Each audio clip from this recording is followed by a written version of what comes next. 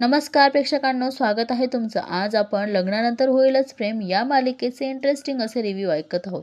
प्रेक्षकांनो, आजच्या एपिसोडमध्ये खूप मज्जा येणार आहेत. हा एपिसोड तुम्ही बघताना किंवा ऐकताना खूप एन्जॉय करणार आहात. शेवटपर्यंत नक्की बघा आणि चॅनलला सबस्क्राईब करायला मात्र विसरू नका. आणि बघा प्रेक्षकांनो, आता इकडे आपल्याला रम्या दिसते आणि तिने तो लॅपटॉप चार्जिंगला लावलेला असतो आणि तिच्या आईला म्हणते की आता चालू करू.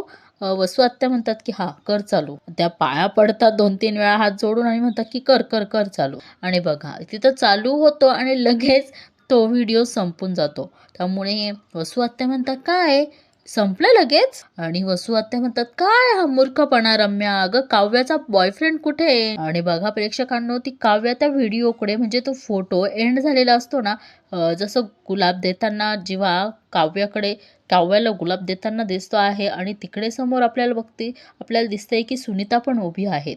त्यावरून रम्या थोडासा लॉजिक लावते आणि तिला पण शॉक बसतो प्रेक्षकांनो आणि ती उठून उभी राहते आणि म्हणते की ओ गॉड. रम्या म्हणते आई आई अगं तुझ्या लक्षात आलं नाही का? वसू आत्या म्हणतात की काय? आणि रम्या म्हणते की काव्याचा बॉयफ्रेंड. वसू आत्या म्हणतात अगं तेच तर म्हणते, कुठं आहे? काव्याचा बॉयफ्रेंड दिसतच नाहीये. आणि वसू आत्या म्हणतात की इथे मला फक्त काव्या दिसते आणि आणि आणि म्हटल्यानंतर ती सुद्धा शॉक होते प्रेक्षकांनो. आणि नंतर वसू आत्या उठून उभ्या राहतात आणि त्या म्हणतात की जीवा.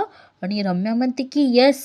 इकडे रम्या म्हणते की आपण कल्पना सुद्धा करू शकत नाहीत ना, ते बघतोय आपण. रम्या मोठ्याने बोलते की काव्याचा बॉयफ्रेंड जीवा आहे. आणि इकडे हिची सुद्धा दात खिळी बसलेली दिसते आणि ती म्हणते काव्याचा बॉयफ्रेंड जीवा आहे, काव्याचा बॉयफ्रेंड जीवा. आणि इकडे ही रम्या डोक्यालाच हात धरून उभी असते. काय हे प्रेक्षकांनो, काय हा सीन.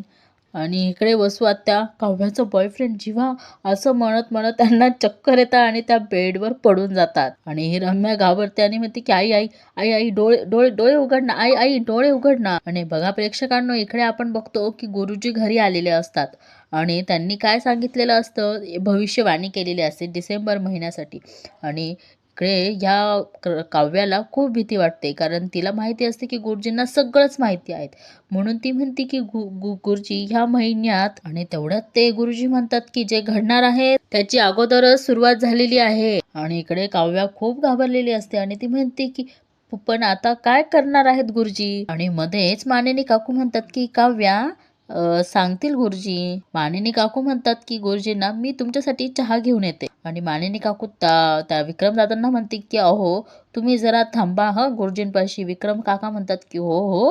आणि बघा प्रेक्षकांनो, इकडे गुरुजी हसतात आणि म्हणतात तो जर माझ्यापाशी बसला तर त्याच्या कंपनीच्या लोगोचं काम कोण करणार आहे? आणि बघा विक्रम काका म्हणतात की कमाल कमाल आहे तो गुरुजी तुमची. आणि विक्रम काका हात जोडतात आणि म्हणतात की खरंच खरंच दैवी शक्ती आहे तुमची, म्हणजे माणसाला अगदी आर पार बघू शकतात हो तुम्ही. ते गुरुजी म्हणतात की हो अगदी आरपार, अगदी समोरच्याचं मनातलं सुद्धा.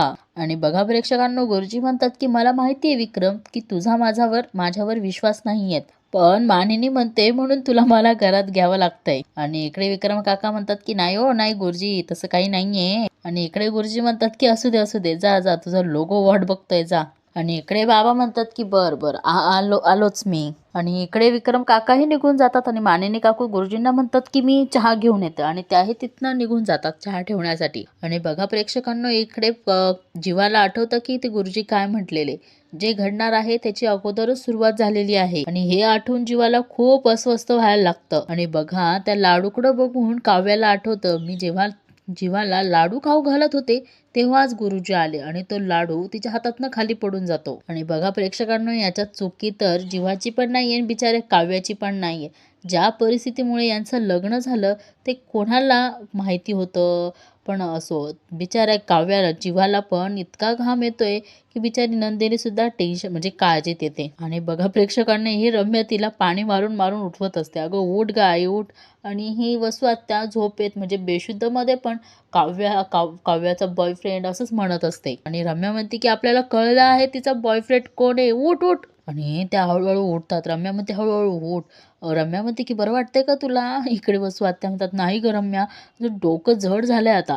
वसू आत्या म्हणतात हे जे काही बघितलं ना आपण, त्यामुळे माझं डोकं जड झालंय. गरगरताय मला अजून. रम्या म्हणते अगं तुझंच काय, कुणीही फुटेज बघितलं ना तर त्याचं डोकं गरगरायलाच लागेल. आणि वसू आत्या म्हणतात हे जे आपण जे बघितलं हे खरंच खरं असेल. आणि इकडे रम्या म्हणते की हे बघ आई, हे सगळं खरंच खरं आहे. रम्या म्हणते की माझा तर विश्वासच बसत नाहीये. असं कसं होऊ शकतं की जीवा काव्याचा बॉयफ्रेंड आहे, कसं असू शकतं हे? आणि मध्येच ही रम्या म्हणते की अगं आई ती सुनीता. इकडे वसू आत्या म्हणतात अगं सुनीताचं काय? रम्या म्हणती अगं ही मामेची लहानपणीची मैत्रीण आहेत ना. वसू आत्या म्हणतात अगं हो तिचं काय? रम्या म्हणते की तिने जीवाला ओळखलं नसेल. वसू आत्या म्हणतात हो ग. वसू आत्या म्हणतात एक एक काम कर, आपण सुनीतालाच विचारूया. तिला माहिती आहे का किंवा होतं का की जीवाच हा मानिनीचा मुलगा आहेत म्हणून. वसू आत्या म्हणतात की रम्याला तू फोन कर आणि फोन स्पीकरवर टाक. आणि इकडे रम्या म्हणते की फोन नंतर तिला कळतं की फोन तिकडं आहे. ती फोन तिकडे आहेत. वसू आत्या म्हणतात अशी कशी ग तू रम्या? आणि बघा प्रेक्षकांनो, इकडे ही सुनीता नाव सर्च करते आणि वसू आत्या म्हणतात सापडला का नंबर? ती म्हणते की हो सापडला, लावला. आणि म्हणते वसू आत्या म्हणते स्पीकरवर टाक. अगं हो स्पीकरवर टाकलाय फोन, उचलू तर दे. आणि बघा प्रेक्षकांनो, इकडे फोन हिला लावलेला असतो तर हिने फोन उचललेलाही असतो सुनीताने, आपल्याला ते दाखवलेलं आहे. आणि ती सुनीता म्हणते हॅलो. इकडे रम्या म्हणते की हॅलो मी रम्या बोलते. मी आणि माझी आई आम्ही तुम्हाला कॅफेमध्ये भेटायला आलो होतो, आठवतंय का तुम्हाला? त्या सुनीता म्हणतात की एक मिनिट, मला आता तुम्हाला एंटरटेन करायला अजिबात वेळ नाहीये. आणि इकडे रम्या म्हणते एक मिनिट प्लीज फोन ठेवू नका, खूप महत्वाचं काम आहे, एक मिनिट. ती सुनीता म्हणते की आता काय बोलायचं आहे तुम्हाला? मी तुम्हाला त्या दिवशी सांगितलं होतं की माझ्यासाठी हा विषय आता संपला आहे. रम्या म्हणते की हो तुम्ही म्हणाला होता, पण मला फक्त इतकंच जाणून घ्यायचं आहे की रम्या म्हणते की तुम्ही मामींच्या म्हणजे मानिनीची लहानपणापासूनची मैत्रीण आहेत राईट? ती सुनीता म्हणते की रॉंग, ती आता माझी मैत्रीण नाहीये. आणि इकडे ही वसू आत्या फोन घेते आणि जोरात ओरडते ओ सुनीताजी. रम्या तिला म्हणते हळूहळू. नंतर हिचा स्वर बदलतो. सुनीताजी, मानिनीची बालमैत्रीण ना तुम्ही? मग मला सांगा, तुम्ही तिच्या मुलांना ओळखत असाल नाही का? जिव्हा, पार्थ, युग. आणि तिकडनं ती म्हणते की पुन्हा तेच काय बोलताय तुम्ही? आणि ही सुनीता म्हणते की मी त्या दोघांनाही ओळखते, अगदी त्यांच्या लहानपणापासून. आणि ही सुनीता म्हणते की पार्थ जेव्हा 10वीत पहिला आला होता ना, तेव्हा त्यांच्या पवार चाळीच्या घरात जाऊ त्यांना बॅट्स गिफ्ट केली होती. इकडे वसू आत्या म्हणतात आणि वसू आत्या म्हणतात की जीवा. आणि ती सुनीता म्हणते की जीवालाही तेव्हाच भेटले होते, तेव्हा त्यांच्या चाळीतल्या घरी गेले होते. आणि इतक्या दिवसांनी विसर्जनाच्या दिवशी मला पार्थ भेटला. आणि ही वसू आत्या म्हणते की जीवा. ती म्हणते सुनीता म्हणते की जीवाला मी तेव्हाच बघितलं होतं जेव्हा त्यांच्या चाळीतल्या घरी त्यांना भेटायला गेले होते. आणि इतक्या दिवसानंतर विसर्जनाच्या दिवशी मला पार्थ भेटला, पण जीवाशी नाही भेट झाली माझी. आणि ती सुनीता म्हणते की हे मी तुम्हाला त्या दिवशी सांगितलं होतं ना. आणि इकडे वसू आत्या बोलणार तेवढ्या रम्या हातात ना फोन घेते आणि म्हणते की हा तुम्ही बोललात त्या दिवशी. आणि ही रम्या म्हणते की कमाल आहेत ना मामी, तुम्ही मामीची इतकी जवळची लहानपणाची मैत्रीण आहात. तुम्ही कधीच फॅमिली फोटोज मध्ये जीवाला कधी सोशल मीडियावर कधीच पाहिलं नाहीत का तुम्ही? आणि ही सुनीता म्हणते की मानिनी हो सोशल मीडिया तरी वापरते का ती? आणि हे रम्याला कळतं. सुनीता म्हणते की मला एक सांगा, हे सगळं तुम्ही काय विचारतायत मला? काय संबंध आहे ह्या सगळ्याचा? आणि ह्या दोघी बी बिचकून जातात आणि म्हणतात. आणि इकडे वसू आत्या म्हणतात काय झालं माहिती का सुनीताजी, जीवासारखं सुनीता असं म्हणत होता, म्हणून आम्हाला वाटलं की तुमची आणि त्याची भेट झाली आहे, म्हणून कन्फर्म करावं म्हणून फोन केला होता तुम्हाला. आता प्रेक्षकांनो यांच्याकडे काहीच बहाणा नाहीयेत, म्हणून या आता काहीतरी बडबड चालू आहेत. आणि सुनीता म्हणते की काय बोलताय तुम्ही? आणि तिने फोन ठेवून दिलेला असतो. आणि वसू आत्या म्हणतात की काय बाई आहेत ही, बोलणंही ऐकत नाही धड. ही रम्या म्हणते अगं जाऊ दे ना आपलं काम झालंयत ना. आणि रम्या म्हणते अगं आई तुला कळलं का, ती काव्या ते काय सॉलिड आहे, नशीब आहे तिचं. वसू आत्या म्हणतात नाहीतर काय. रम्या म्हणते की सुनीता नावाचा निखारा घरात आला होता तिच्या पास्ट बद्दल, अफेअर बद्दल सांगायला, पण या निखाऱ्याचा चटका सुद्धा बसला नाहीत ग तिला. आणि इकडे वसू आत्या म्हणतात की त्याचा नसल चटका बसला तिला, पण या घरात या दोघी निखाऱ्यांचा घरात सगळ्यांनाच चटका बसेल. व रम्या म्हणते की आपण वसू आत्या म्हणतात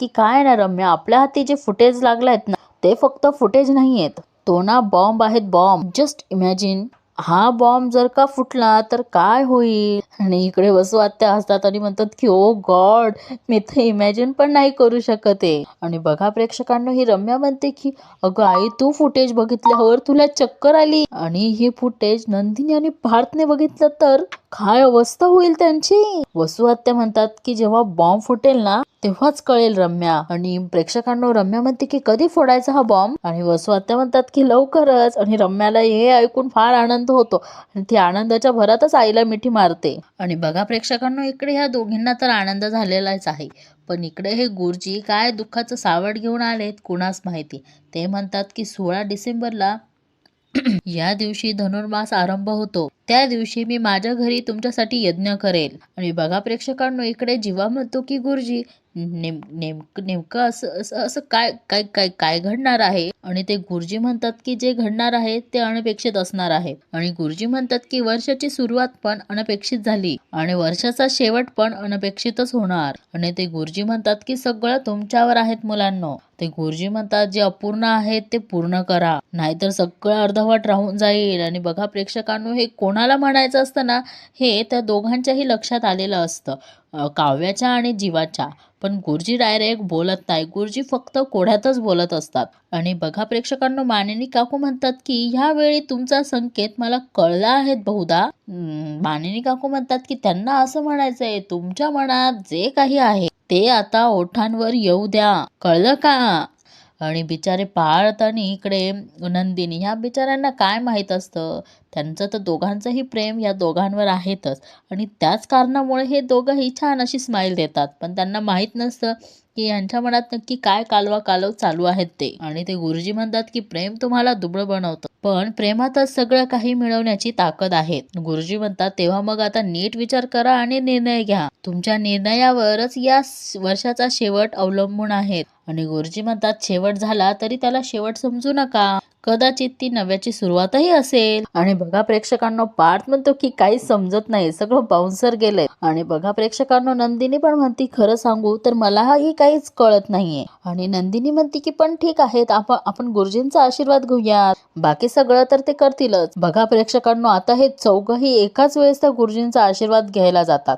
पहिले नंदिनी, जीवा, काव्या आणि पार्थ असे असतात, आणि असे 4 जण आशीर्वाद घेतात. आता जीवा आणि काव्या हे बरं सोबतच आलेले असतात दर्शनासाठी. आणि ते गुरुजी आधी जीवा आणि काव्यावर आशीर्वादाचा हात ठेवणार, तेव्हाच ते स्वतःशीच नाही नाही म्हणतात. आणि नंदिनी आधी जीवाच्या डोक्यावर हात ठेवतात, त्यानंतर पार्थ आणि काव्याच्या डोक्यावर हात ठेवतात. आणि ते गुरुजी म्हणतात की एकमेकांच्या हाताची पकड सैल होऊ देऊ नका. आणि ते गुरुजी म्हणतात की बघता बघता हवीशी वाटणारी गोष्ट हातातून निघून जाईल. आणि बघा प्रेक्षकांनो, आता गुरुजी असं भविष्यवाणी करून तिथनं निघून जातात. आता ही काव्या ड्रेसिंग टेबल जवळ समोर बसलेली आहेत, आणि ती आठवते की पार्थ काय म्हटला, मनापर्यंत आलंय तेच आता होटांपर्यंत येऊ द्या. आणि इकडे ती पार्थच्या प्रेमात पडलेली असती, म्हणून ती थोडीशी आनंदात असती, थोडीशी त्या विचारांमध्ये असते. तिने त्या हातात क्रीम घेतलेली असते आणि ती हातांना हास लावते. आणि आता तिला मानिनी काकूंचं पण बोलणं आठवतं. मानिनी काकूही तेच म्हणतात की आता जे तुमच्या मनात चालू आहे ते आता तुमच्या होटांवरही येऊ द्यात. आणि बघा प्रेक्षकांनो, इकडे ते काव्यातला परफ्यूम दिसतो आणि तो परफ्यूम हातात घेते, आणि तेव्हा ती आठवते की हा परफ्यूम आपल्याला पार्थने गिफ्ट केलेला असतो. आणि बघा प्रेक्षकांनो, ती तर पार्थच्या प्रेमात पडलेलीच आहेत, पण अजून ते होटांवर यायचं बाकीच आहेत. घुमून फिरून प्रश्न तिथंच येतो प्रेक्षकांनो. असो, आता बघूया आपण, इकडे नंदिनी सुद्धा जीवाच्या प्रेमात पडलेली असते. आणि बघा इकडे आता नंदिनीला आठवतं जेव्हा जीवा आणि नंदिनी एकमेकांना किस करत असतात, तेव्हाच ती लाजते आणि दोन्ही हात असे डोळ्यांवर ठेवते. आणि आपण बघतो आता तिथे जीवा येतो, आणि तेवढ्यात तिथं जीवा तिच्या डोळ्यावरच तो हात काढतो, आणि इथे गाणं लागतं, चांद माकला चांद मातला जीव गुंतला जीव गुंतला. आणि परत इथे तो सीन दाखवलेला आहे की नंदिनी आणि जीवा परत एकमेकांच्या जवळ येताना, आणि अचानक नंदिनीला कळतं की इथे कोणीच नसतं, आणि तिने त्या सिच्युएशन मध्ये ती तशीच असते आणि नंतर स्वतःच हसायला लागते. आणि बघा प्रेक्षकांनो, इकडे ही काव्या तो परफ्यूम घेऊन पार्थचे स्वप्न रंगवत असते आणि तिच्या मागे उभ्या असलेला आपल्याला पार्थ दिसतो. आणि इकडे ही काव्या हळूच उठते, तो परफ्यूम हातात घेते आणि पार्थ जवळ जाते. आणि बघा प्रेक्षकांनो,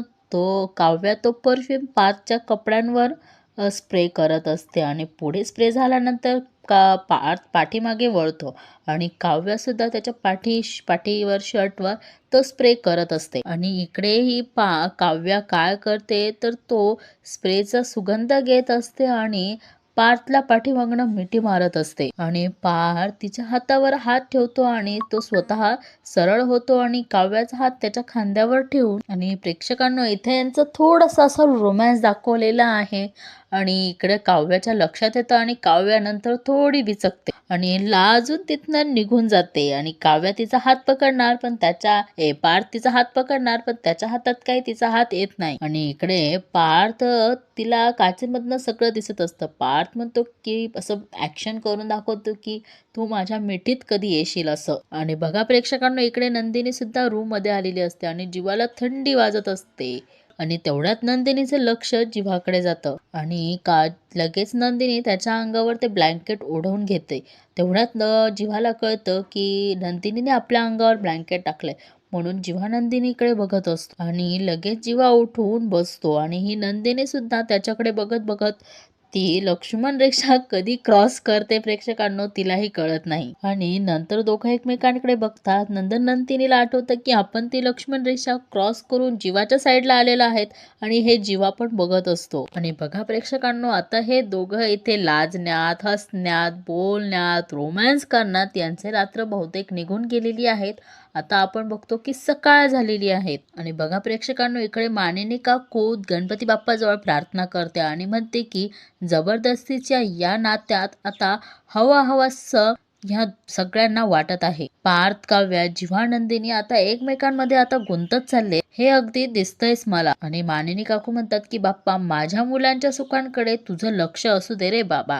आणि बघा प्रेक्षकांनो, आपण बघतो की मानिनी काकू इकडे देवाजवळ प्रार्थना करत असते आणि तेवढ्यात तिकडनं जीवा येतो. आणि इकडे जीवा म्हणतो की काय बाप्पा सोबत कॉन्फरन्स सुरू आहेत वाटतं. मानिनी काकू म्हणतात की काय, माझं आणि बाप्पाचं चालूच असतं. मानिनी काकू म्हणतात तुझं काय रे, कुठे गेला होतास?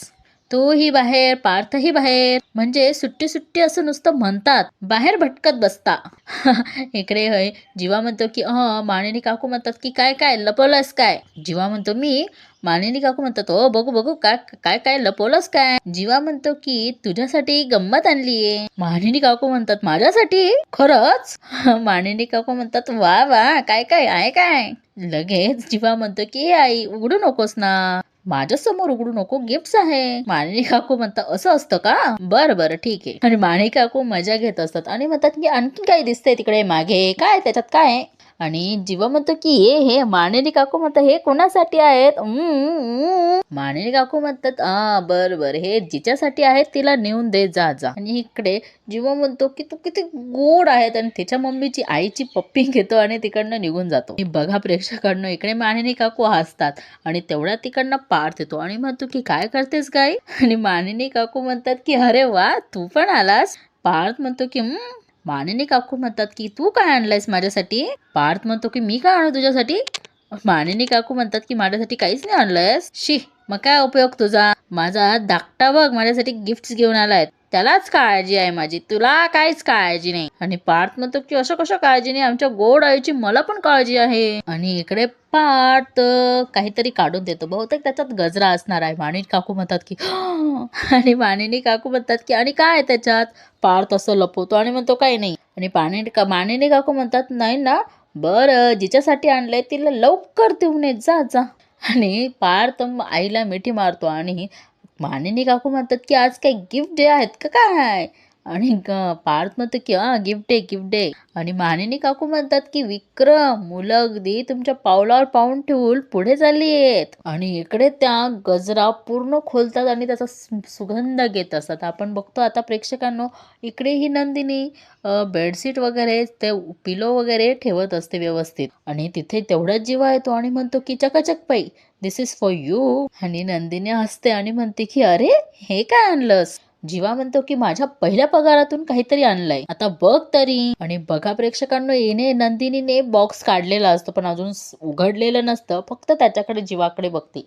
आणि आपल्याला दुसरीकडे असं दाखवलंय की पार्थने छोट्याशा अशा मंगळसूत्राच्या बॉक्समध्ये, आपल्याला माहितीच आहे काय, पण हे काव्याला माहित नाही, आणि असं समोर तिच्या समोर धरलेलं असतो. आणि ही इकडे काव्या पण आनंदात असते आणि म्हणते की अरे वा, काय आहे यात. आणि पार्थ म्हणतो की नावातून नात्याकडे नेणार असं काहीतरी. आणि इकडे ही नंदिनीने साडी ओपन केलेली असते, अशी सुंदर साडी आणलेली ना जीवाने का नंदिनीसाठी. आणि त्या नंदिनीला साडी इतकी आवडते, ती स्वतः एवढी खुश होते, त्याच्यापेक्षा जास्त खुश तर आपल्याला जीवा दिसतो आहे. आणि इकडे ही काव्या ते बॉक्स असते ना, तो हातात घेत असते आणि ती ओपन करते तर काय, त्यामध्ये काव्यात असं दिल आकारामध्ये लिहिलेलं असतं. आणि बहुतेक प्रेक्षकांना काव्याला सुद्धा हे छान असं गिफ्ट पेंडंट आवडलेलं दिसतं आहेत.